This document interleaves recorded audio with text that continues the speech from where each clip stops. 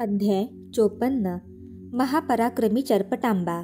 लोपामुद्रा म्हणाली, या डोंगराचे नाव काय आणि हेच नाम त्याला का प्राप्त झाले ते आपण मला सांगाल काय?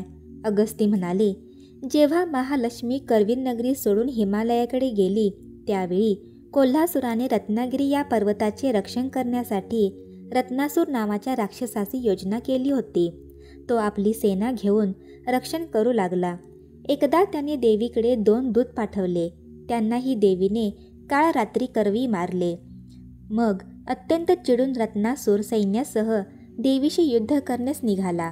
देवीने रत्नासुराशी युद्ध करण्याकरिता चोपळाई तथा चरपटांबेला पाठविले। चरपटांबा महापराक्रमी होती, तिने अनेक दैत्यांना कंठस्नान घातले। तिचे शौर्य पाहून रत्नासुराने मायावी युद्धाला आरंभ केला।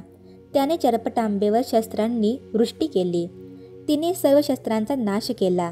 रत्नासुराने आपल्या मायेने अत्यंत उष्णता तर कधी अत्यंत थंडी निर्माण केली। आकाशात चंद्र नक्षत्रे यांचीही निर्मिती केली। चरपटांबा देवीच्या सैन्याला दिवस कोणता रात्र कोणती हेच उमगेना। तेव्हा चरपटांबेने आपल्या जवळील प्रज्ञाशस्त्राने त्याचाही विनाश केला।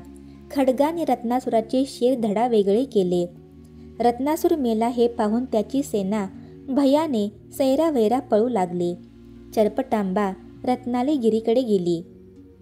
तेवढ्यात कोल्हासुराने रक्तभोजन नावाच्या दैत्याला तिचा विनाश करण्यासाठी पाठविले।